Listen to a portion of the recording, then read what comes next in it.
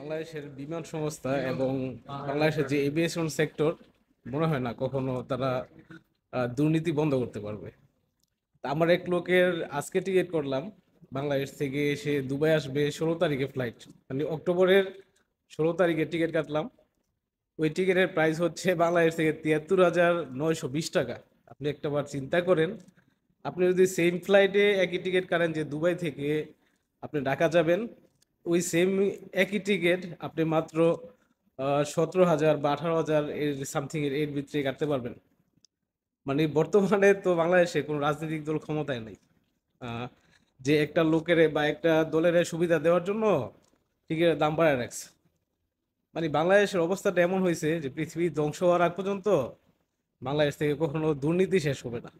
এটা যে কোনো সেক্টরই হোক, হয় এভিয়েশন সেক্টর হোক বা বিমান সংস্থা হোক বা যে কোনো ধরনের কাজেই। তো আপনি মানুষের কি একটা অবস্থা আপনি চিন্তা করেন, যে আপনি যে কোথাও মানে আপনার প্রয়োজনে যাবেন, এক দেশ থেকে অন্য দেশে ভিজিট করবেন, তাও কোনো সুযোগ নেই। মানে দুর্নীতি ছাড়া কোনো গতি নাই। পৃথিবী ধ্বংস না হওয়া পর্যন্ত বাংলাদেশের দুর্নীতি আর শেষ হইতেছে না।